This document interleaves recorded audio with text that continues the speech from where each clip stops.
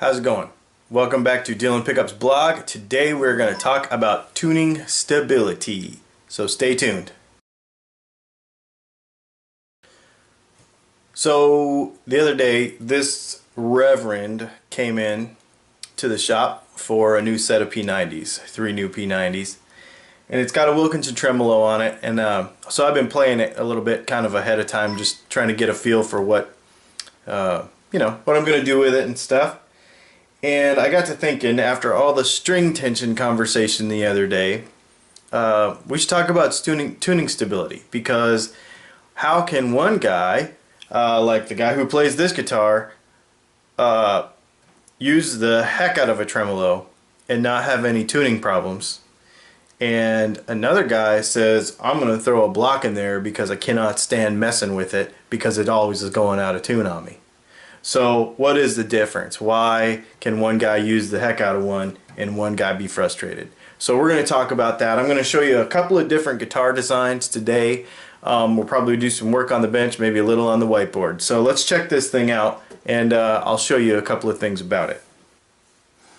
Alright, so let's talk about tuning stability. Why can one guy have a tremolo and use the crap out of it and his guitar stays in tune, and another guy can be playing a guitar and even if it's just a fixed bridge like a telly or something, can't barely keep the thing in tune? Well, we're basically trying to do the same thing with any guitar we play, whether it be a tremolo style guitar like this, whether it be like a telly with a fixed bridge and string trees and a straight peg head angle like this, or it be something with an angled peg head like this. No matter what kind of guitar we're playing, as we're playing, we are changing the tension on the strings as we fret. So we're pulling the string down here, then we move up the neck, we're pulling the string down here, we're bending, we're doing all sorts of things. The whole time that string is moving around, and what we don't realize is that string is actually moving back and forth as we tighten and loosen it, because when we bend it, that string moves back and forth from the center. It actually physically moves, stretches. But what the whole goal of keeping a guitar in tune is as we play it and as we move across it, when we let it go, it returns to pitch. That's all we really care about. Whether it's a tremolo, whether it's a fixed bridge with a straight peg angle, angled peg head, doesn't matter. When we play, when we stop and then we strum it open again, we want it to return to the original pitch, whatever that was. The couple of things that play into this, the number one thing is friction. Because as we said, that string is moving back and forth. When I pull this string up in the middle, and I'm about to do a middle finger bend and flip you off by accident, but when you pull up on the string, this string slides this way on the nut. If you have a string tree, it slides this way on the string tree. It slides this way because it's pulling towards wherever you're pulling. So if you're on the 7th fret and you stretch it from the 7th fret that way, the string moves this way. When you pull it from the 7th fret this way, the string moves this way, wherever it touches the guitar. Because people think, well, that's a fixed point, or this is a fixed point. It's not. This is the first point of contact, and this is where we want to keep the most of the energy. However, it is not where the fixed point is. The fixed point is at wherever it's fixed on this end. So this would be the tuning key, like if it's a high E string, all the way out at the end. And actually, depending on what kind of bridge we have, so let's say that string comes through here and the ball end sits here, or sometimes it's in the middle of the trem block and it comes all the way down here and it's here. Just, depends. Like on a hardtail telly, it'll be like right here. If it goes through the string body, that ball end will be sitting there, right?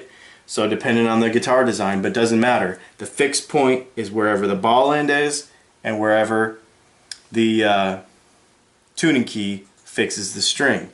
That string is completely moving in between there, which means wherever the string touches, there is a potential for friction. So that's the number one thing. And then the number two thing is the actual stretch of the string itself, and we'll get to that in a minute. So what can we do? Nut design is probably the number one thing. If our nut slots are not properly made, then it can grab the string, and it can, like for instance, if we're looking at our nut, let's see, let's just draw. And our nut is completely around like this, and that string sits all the way down in the middle like that, and it can grip all the way around. Chances are we're going to have some tuning problems. Depending on your theory on nut slotting, you can change the shape of that. For beginner guys, leave the nut to somebody who knows what they're doing, because that can be the hardest thing about a setup on a guitar, and we'll get to that in probably another video just about the nut. But the nut design and how it is filed is a humongous thing about friction. The next place it's going to touch on a Stratocaster, for instance, or on a Telecaster, is the string tree, because the Strat has, or the Tele has, a flat peg head angle. Many times people feel that to get the proper downward pressure on the nut that they need to put on their higher strings, because they're further away, a string tree. When you have a tremolo especially, but also on a Tele where you're just bending a lot, that can add some additional friction. That Reverend I had in here earlier has a very similar design to this, but it has a roller in the string tree, which does help. That guitar stays in tune very, very well, actually.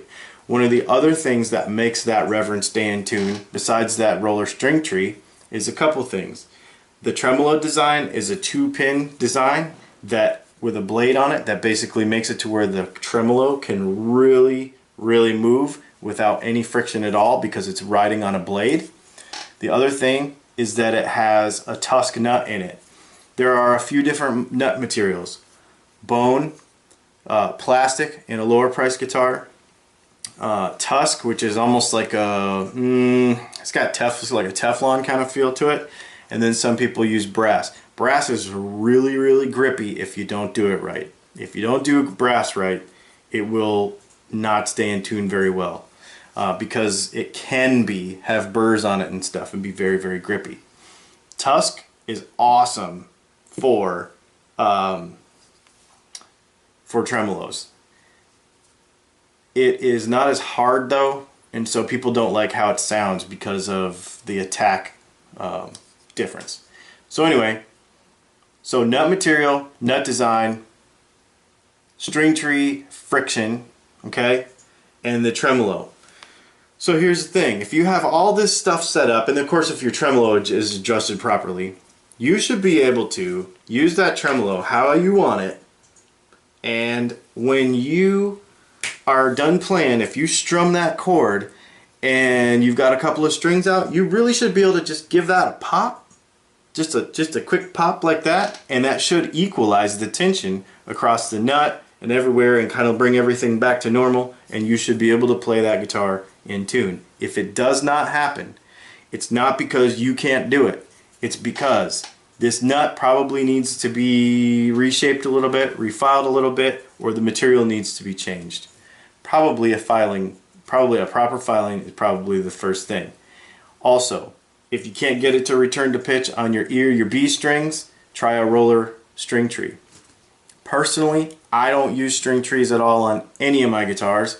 I use staggered peg head posts so that I can still get this same angle. So the one way out here is way shorter than the one up here, so that I can still get that same angle without using a string tree. Some people don't like it. That's my personal preference. That's what I use on my Stratocaster, and I really do like it. So that's what I use. So that's really it. The other thing that can happen is your strings can stretch, right? You put strings on, and especially with a tremolo, because the whole thing can change, because all your strings change. So when we put our strings on, one of the most common things that we see happen is it goes up to the tuning key, and there's like lots of coils wrapped around there. You see that with inexperienced people that set up their guitars. What happens when that string stretches, when you're bending it, even if it doesn't have a tremolo, if you're bending it, that coil is expanding and contracting on itself, and you've got all that motion. So there are a few ways to minimize this.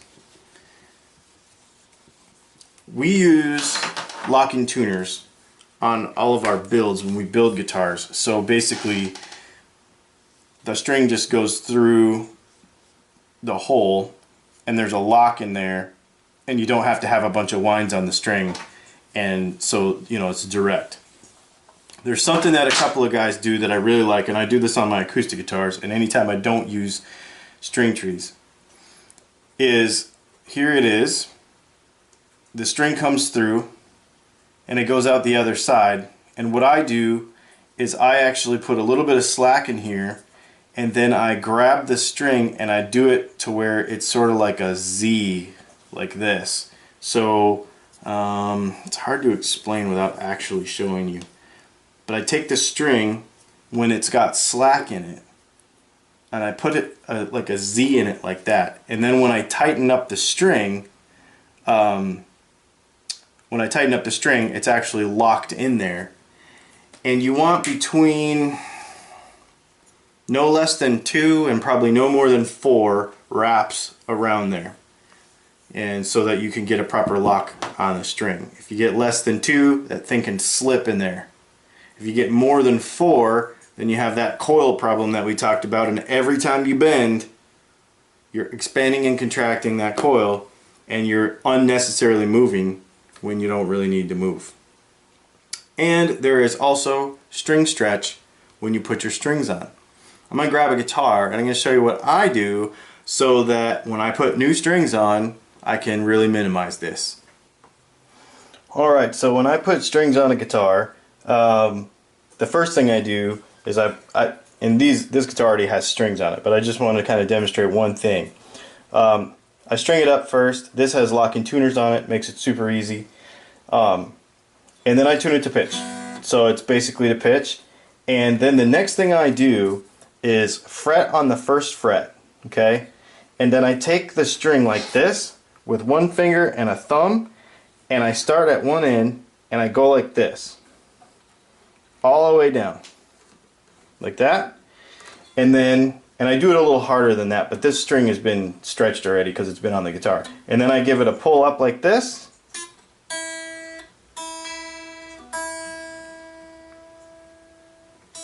And I have a Peterson tuner over there that I actually do this with. But so like I said, finger on one side, thumb on the other, and do a stretch all the way down.